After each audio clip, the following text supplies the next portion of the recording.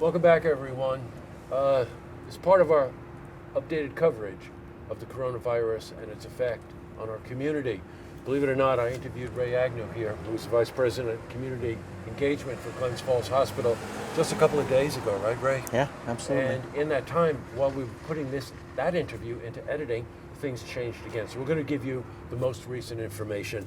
In the last couple of days, something that we kind of put somewhere in the last interview, but has really come to the forefront, is supplies. Yeah. So, especially masks, right? That's been Yeah, sure. that's been the question. And there's really two kinds of masks that have been in the news a lot: the N95 respirator, Right. and the quote regular masks that are used, that are protective masks for staff that are taking care of patients under our normal protocols. If they have a upper respiratory contagious disease, we use these masks. The World Health Organization and the Centers for Disease Control, CDC, issued guidelines on the best way to take care of potential patients in terms of PPE, personal protective equipment, and when to use the N95 respirators, because there aren't as many of them and we need to save them for certain situations. So we're using something called enhanced droplet precautions, because what WHO discovered, and of course it's all emerging science because this is a brand new disease, is that the disease is primarily transferred from one person to the other through droplets. And that being the case, it's not the same as an airborne disease like tuberculosis, for example, where you'd always want to wear one of those N95 respirators. So the enhanced precautions call for masks to be worn, and eye protection depending on the situation. There's some talk, of course, that hospitals are running low on supplies. Masks, since we're talking about that, but ventilators as well, and also just capacity. Yeah. So, how's that going? Well, it's been interesting, I bet. and a challenge. But the analogy that is being used, and I like it, if you've seen Apollo 13, I don't care what it was built to do, tell me what it can do. That's Yes, kind of the right. situation that we're in right now.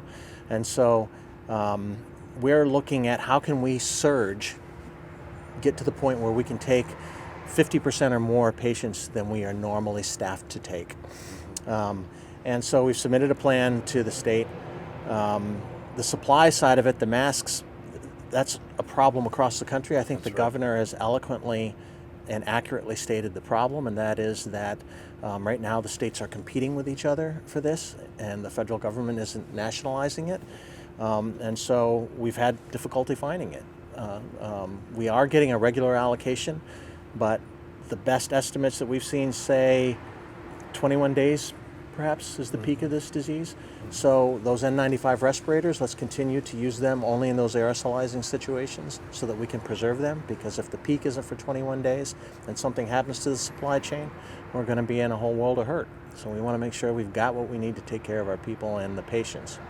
I got you. I think it was in the last interview you mentioned me that they've got north of 30 ventilators. Didn't you mention that number? Yes, you did. and part of the surge in capacity means we need to look at how do we increase that. So obviously the governor is fighting hard to get more ventilators into the state.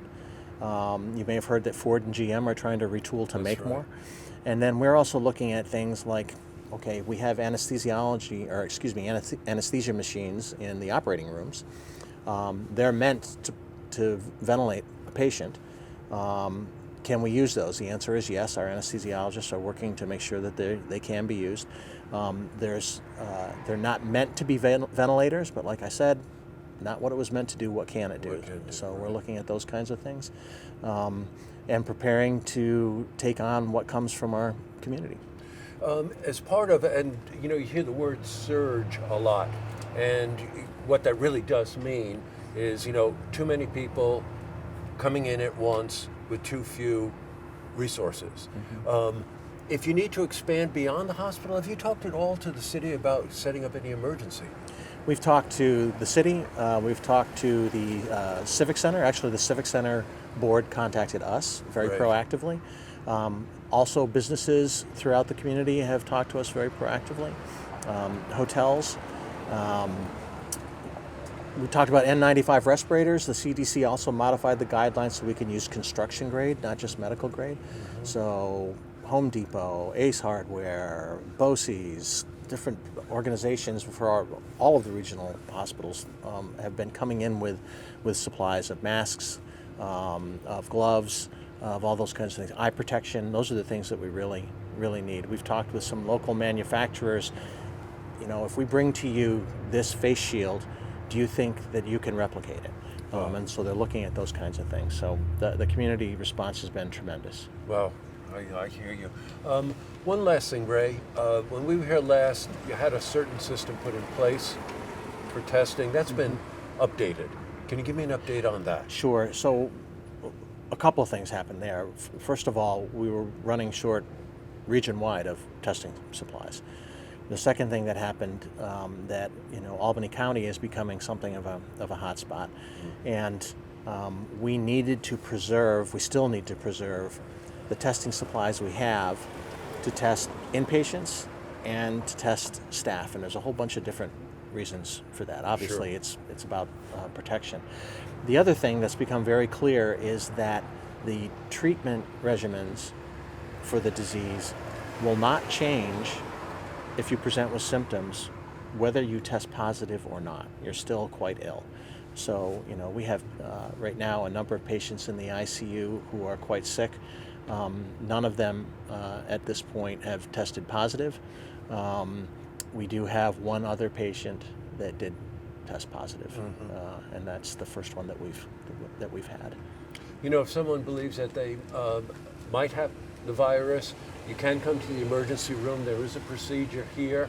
Andrew will get a couple of shots of it and make certain that that if you really are scared, if you really do feel that you have the symptoms, show up. Don't be afraid to come to the hospital. Right. We're here for you. We understand that this is a frightening time. If you're having symptoms, especially if you have shortness of breath, you're feeling like you have a fever of 100.4 or higher, come see us. Great. All right, Ray. Well, please invite us back. We're going to come back Absolutely. and give you as many updates as we can. Because let's face it, Glens Falls Hospital is really at the center of this. And thanks again. Best of luck. Please stay safe, Ray. Thank you. You Okay. as well. You as well. All right. Take care. 6 feet, buddy. I know. We got it. I All think right. we got it. Okay. And if you want to see this interview again, please head to our website, looktvonline.com.